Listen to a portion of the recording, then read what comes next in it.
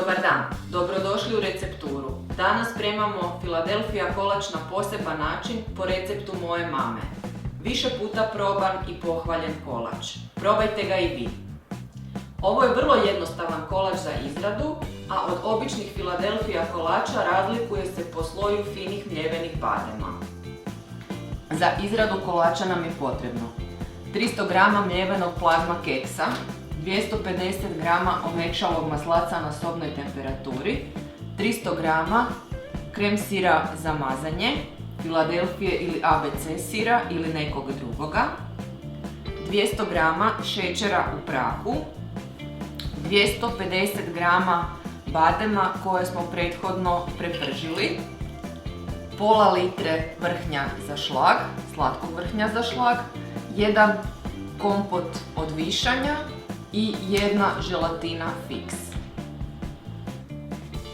U posudu sam stavila vodu, dodat ću 250 g badema koje ćemo kuhati, odnosno pustiti da prokuhaju i kuhati 10 minuta da bismo ih ogulili od kožice. Evo, prošlo je 10 minuta, ugasit ću bademe i sad ću ih procijediti i pustiti da se malo ohlade. Procijedit ću bademe.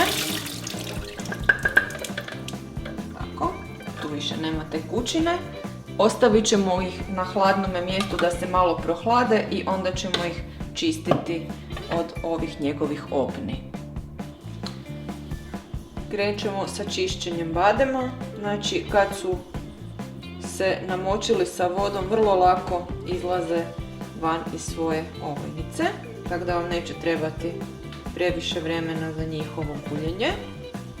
Evo, sve smo bademe očistili i sad ćemo ih staviti u tavu i prepeći da dobijemo fini šmekasti sloj u kolaču.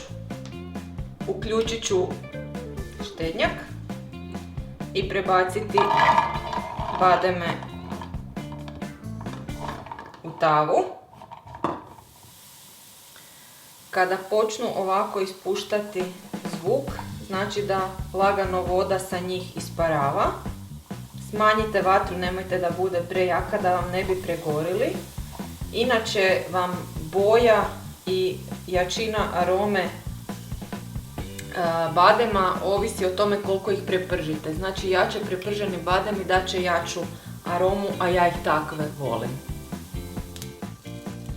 Bademi su lagano izgubili svoju sjajnu boju i vidite kako su sa jedne strane potamnili. Malo ih treba još pustiti da ovako se peckaju i oni će sve više i više grckati, što znači da se suše. Kako bademi pucketaju, malo ću ih pogledati i okrenuti one koji su po meni gotovi. Evo vidite kako je ovaj tu lijep zagasito prepečeni. Došli smo pred kraj okretanja badema. Ako ne želite ovakvu gužvu u tavi, bademe, tu količinu badema možete u 2 puta prepržiti na tavi. Evo, bademi gotovi, prebacujem ih u posudu da se ohlade. Promiješat ću bademe da se malo brže ohlade. Evo, svi su prepečeni. Iskrojila sam papir za pečenje i stavila ga u posudu u kojoj će se kolač nalaziti. A sada krećemo u izradu kolača. Za početak ćemo spojiti plazma keks i maslac. Sipat ćemo plazmu keks u posudu. Dodat ćemo omekšali maslac i sjediniti u jednu smjesu. Za početak sa nekim predmetom, a kasnije možete i sa prstima. Evo, dovršava se, lagano se sve spaja u jednu smjesu. Bitno je samo da se dobro prožmu keks i maslac, da onda maslac otpusti svoje i natopi keks.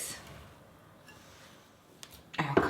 Sad ćemo ovo tijesto prebaciti u posudu u kojoj ćemo slagati slojeve. Prebacit ćemo znači ovu smjesu u posudu i dobro ćemo je unutra natiskati i staviti u frižider da se hladi. Znači to morate ručno. Pazite da je ne svugdje podjednaki sloj.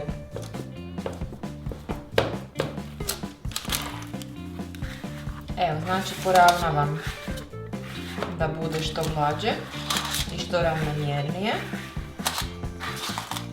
To bi bio naš prvi sloj za kolač koji znači sada stavljamo u frižider da se hladi. Drugi sloj koji se stavlja na kolač je sloj sira i šećera, pa ćemo ih onda isto tako pomiješati.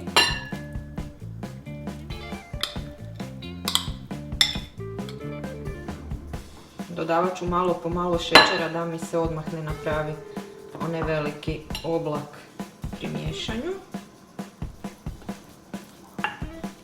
Evo, fino se to spaja.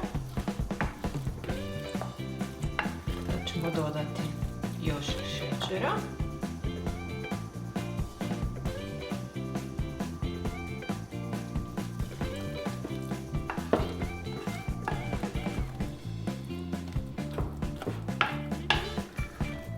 To se fino već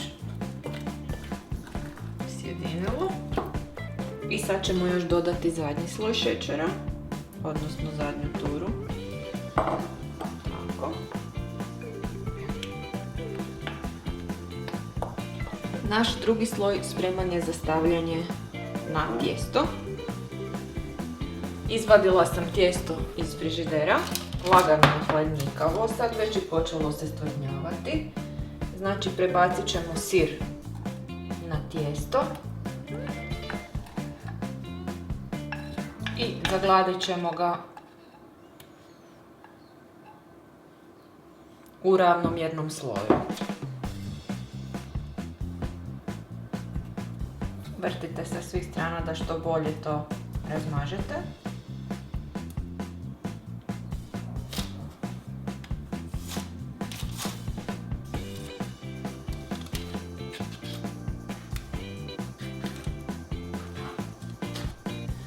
Sloj sira je gotov i stavljamo u frižider nazad na hlađenje. Da bi nam se višnje što bolje iscijedile, otvorit ćemo konzervu, odnosno teglu. Evo ga. I procijediti i ostaviti sa strane da se cijedi sok iz višanja.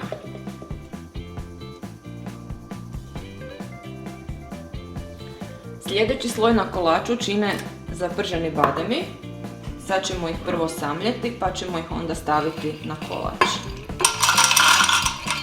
Bademe možete samljeti u multipraktiku, puno je brže nego na standardni mlinac za meljenje oraha i badema.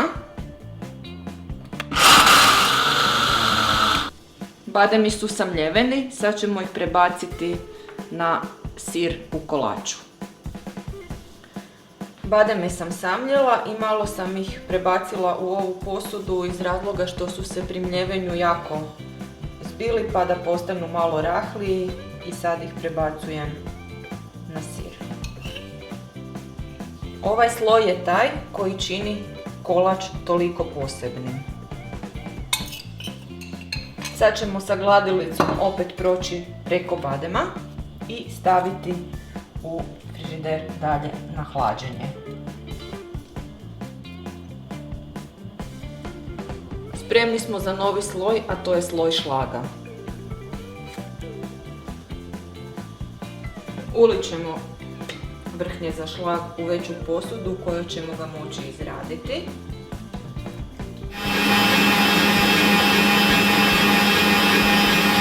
Napravio se šlag, isključit ću uređaj, izbacit ću metlicu vani. Evo ga. I to nam je sljedeći sloj na našem kolaču. Prebacit ćemo šlag na bademe.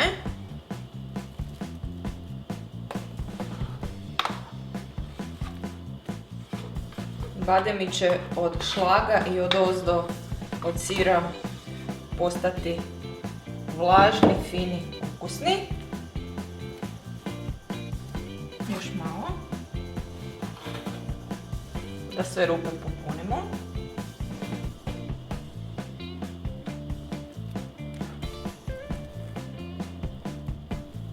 Evo ga. To bi bio sloj šlaga. Na njega odmah prebacujemo višnje. Slažemo jednu po jednu. Pazite da su bez koštica i znači cijela površina se sa višnjama. Malo ih utisnete unutra, znači sljedeći sloj su višnje. Stavljajte jednu po jednu, tako ćete bolje kontrolirati da li je izvađena koštica iz višnje. Višnje daju jedan poseban okus opet ovome kolaču. Nakon što poslužimo višnje, kolač opet ide na hlađenje dok mi napravimo završni sloj. Znači, idemo sad u frižider.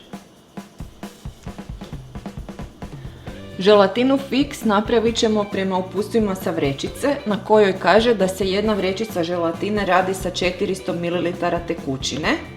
Prvo ćemo izliti da vidimo koliko ovdje imamo soka od kompota. Ako ima 400 radimo samo sa ovom tekućinom, a ako nema do 400 ml dodajemo vodu.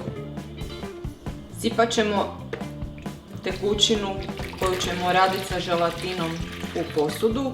Dodat ćemo želatinu Fix.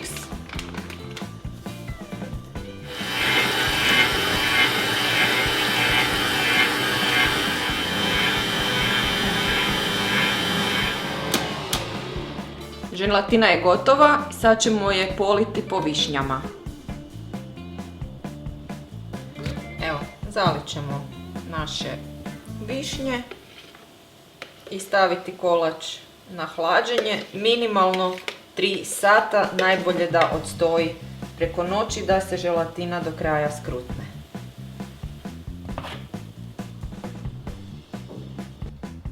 Ako se i vama svidio ovaj recept kao i meni, slobodno ga podijelite sa svojim prijateljima i pretplatite se na naš kanal Recepture na YouTube-u kako bi vam i dalje stizali naši fini recepti.